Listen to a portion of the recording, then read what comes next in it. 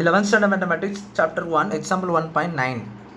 If P of A denotes the power set of A, then find N of P of null set அப்படி சொல்லி கொடுத்துட்டாங்க. So இது கவனிங்க, இது என்னன்னா P of A அப்படின்னா பவர் செட். ஆமாம், ஏனுடைய பவர் செட். ஸோ இப்போ என்ன கண்டுபிடிக்கணும்னா N of P of null set என்னன்னு கண்டுபிடிக்கணும். ஸோ அப்போது இதுக்கு ஒவ்வொன்றா நம்ம கண்டுபிடிக்கணும். ஸோ பாருங்கள், நம்மளுக்கு நல்லாவே தெரியும் நல் செட்னா மீனிங் என்ன, எம்டி செட்டு. எம்டி செட்டில் எத்தனை எலமெண்ட்ஸ் இருக்கும், ஒன்று தான் இருக்கும்.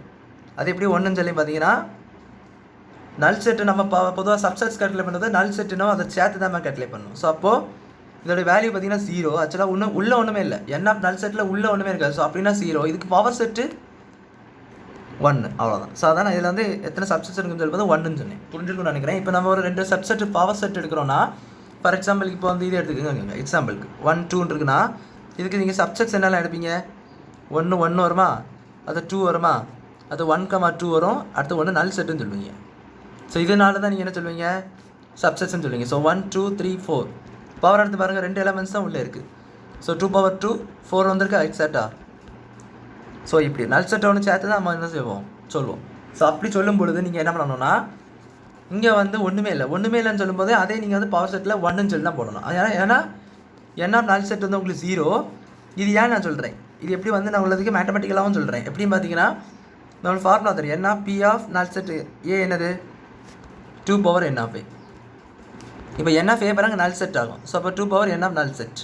என்ன ஒரு நல் செட் வேல்யூ தான் 0. N of நல் செட் எப்பவுமே 0, அதாவது மறந்துடக்கூடாது. தட் இஸ் 1 வந்தா. ஸோ மேத்தமெட்டிக்கலாக எப்படி நீங்கள் லோயர் கிளாஸை படித்ததுபடி இப்படி. ஸோ எப்படி பார்த்தாலும் என்ன செய்யும், N of P of நல் செட்டோட வேல்யூ வந்து 1ஆக தான் இருக்கும். ஸோ இதை மறுபடியும் பவர் செட் எடுக்கணும். ஸோ மறுபடியும் பவர் செட் எடுக்கிறது N of P of நல் செட் ஆல்ரெடி உள்ளதா, இது 1. இதை மறுபடியும் பவர் செட் எடுக்கினா பவர் மறுபடியும் N of P of நல் செட் 2 power 1 ஆயிரும். That is equal to 2.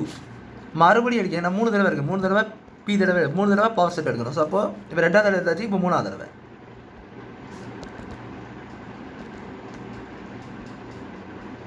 அப்போ இங்கே ஆல்ரெடி உள்ள வேல்யூ, இது அவ்வளோத்து உள்ள வேல்யூ 2. ஸோ அதை தான் சப்ஸ்டியூட் பண்ணணும், 1 சப்ஸ்டியூட் பண்ணணும். 2 power 2 4. ஸோ அப்போ இதோட ஆன்சர் பார்த்தீங்கன்னா 4, அவ்வளோதான். ஸோ அப்போது N of P of null set contains 4 elements.